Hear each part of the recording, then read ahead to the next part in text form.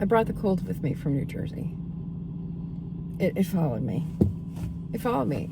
It is freezing in Texas. It is supposed to snow this weekend. I won't be here anymore, but like, what's up with me? What's up with that? It is Tuesday morning. I am in Abilene, Texas, a town that I had kind of heard of in the past, I think, but I'm not sure. And I'm realizing how often we think we can get this X, Y, and Z done in 1, 2, 3 time, and not necessarily, especially when you are on the road and unexpected things happen and exciting things come up. And no. So here I am in Abilene, Texas. It is 7 o'clock in the morning, very dark outside, and I'm about to take off again. And I'm working on the first actual day of the road trip video, which is day 2. And I'm gonna have to get to that tonight. I know y'all understand. I know y'all understand. I know y'all understand. It was difficult for me to even concentrate with all of these colors that early in the morning when it was still dark outside. Whoa. It looks to me like the elevator is in the basement. It's actually over there. This place did not get the memo that the style that we expect to see is muted and institutional and no personality. I would say this place has a style of nouveau eclectic, that's what I'm calling it. So many colors, so many themes, Mustangs on the wall, as in not cars, but horses. So many colors, such a mishmash, kind of a little bit of a mid-century vibe with the shape of the furniture, but an A for effort. This is a confessional. When I came back upstairs after eating breakfast, I had no recollection of my room number. I had my key. I'm like, 208? 208 thankfully had a do not disturb sign. I knew I had a green door. There were different colored doors. So I found it. I was in 204. And now I'm about to leave. We survived. Most people on road trips do, oops, I almost forgot my purse. I've lost count of how many times I've said, I was not expecting this. But this next place, here in Abilene, Texas, definitely off my radar. And I'm imagining it's probably off the radar of a lot of people. And here is our friend, the Lorax. I read the Lorax at an event a few years ago. It's an important story. If you haven't read it yet, I suggest you do. It's really cool here in downtown Abilene. I had no idea. No idea. You're off to great places. Today is your day. Your mountain is waiting, so get on your way. I really need to suggest morning walks before you drive because my body feels 1,000% better. We are on our way from Abilene to Midland. Midland, we're going to not off the beaten path necessarily, but a quirky park I found when I was searching places to go in Midland. So I decided we're going to gas up and we're going to go to a really fun place that you've probably never even heard of because that's how Julie rolls. Let's do this.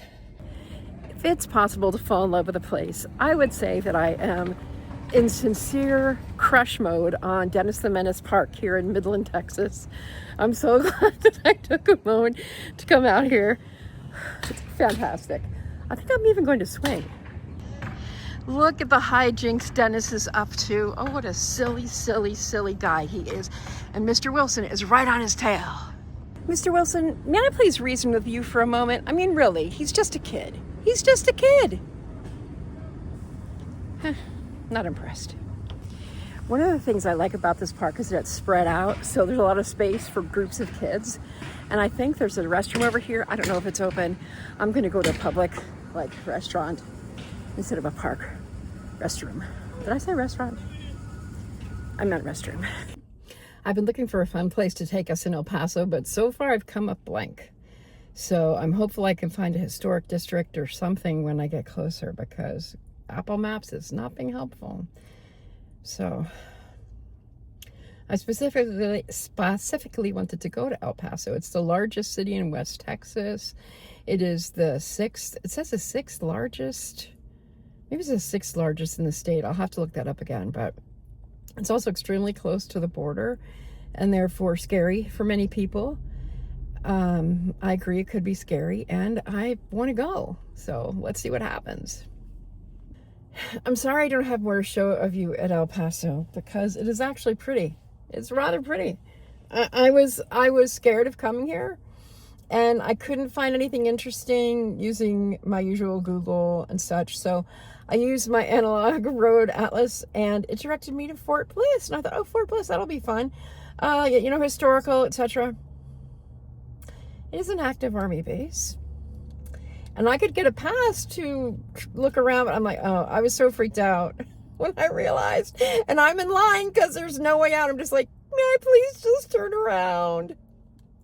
So maybe next time.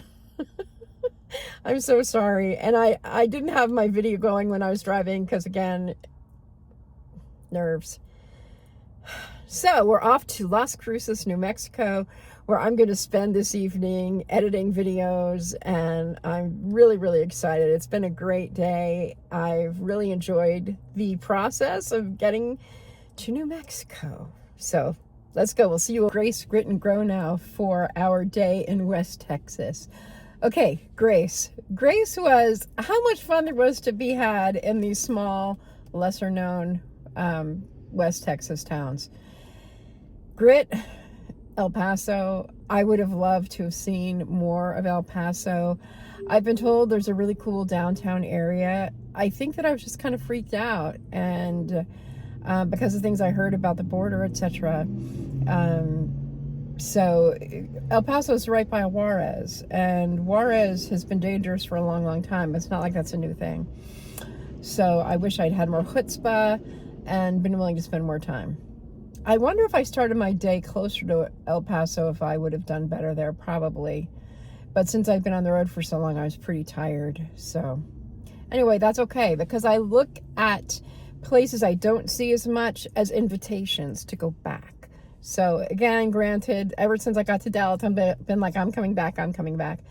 And growth is definite growth edge for me.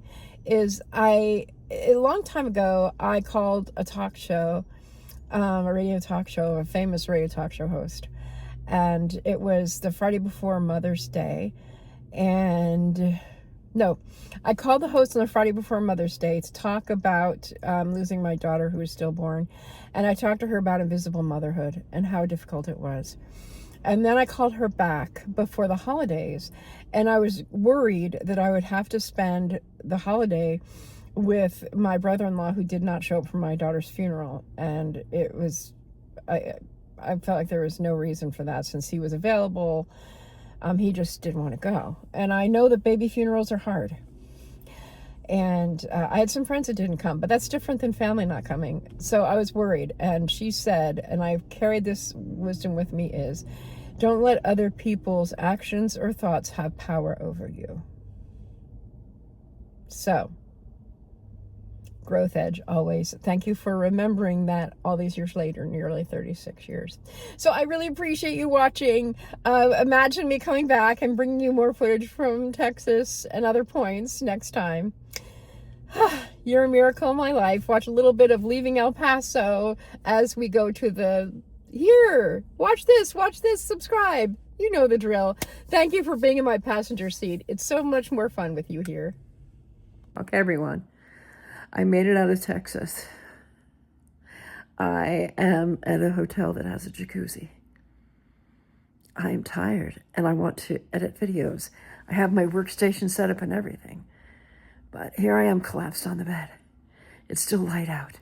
Sunrise tomorrow, 7:07 a.m. And I found the perfect spot to watch it. To say I am thrilled is an understatement. I cannot wait to show you tomorrow because the landscape is just so different than my norm. And I'm so excited about where we're going tomorrow. But we better get started with today. We better get started telling today's story because it's really fun. You're going to love it. I know I did.